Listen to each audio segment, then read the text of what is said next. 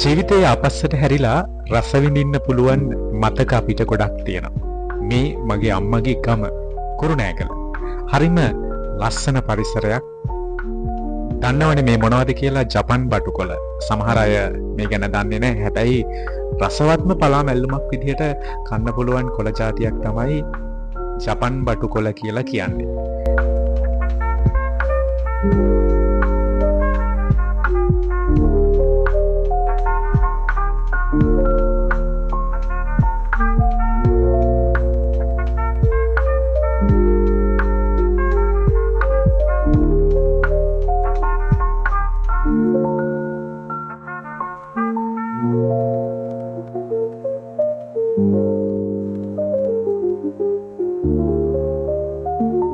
මේ බලන්න පුංචි පැලක්, පුංචි නවාතැන් පළක්.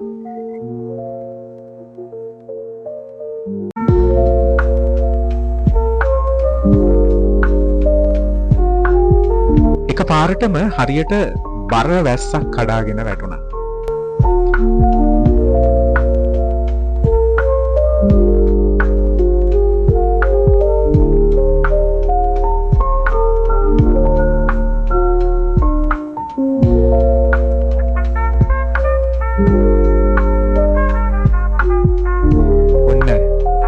ජපන් බටුකොළ මැල්ලුම හදන්න අම්මලා ඇස්තිලා.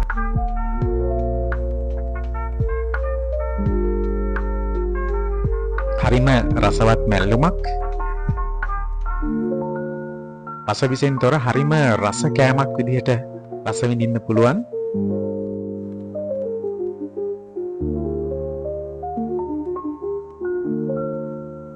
සුදුබත් එක්ක විතරක් කන්න පුළුවන්. එහෙම නැත්නම් පරිප්පු ඒ වගේම තවත් දේවල් එකතු කරලා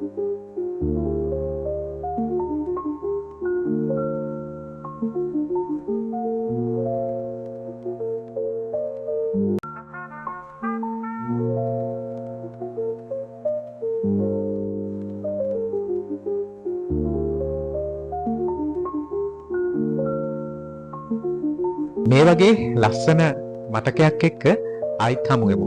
ඔයාලා හැමෝටම සුබ දවසක්.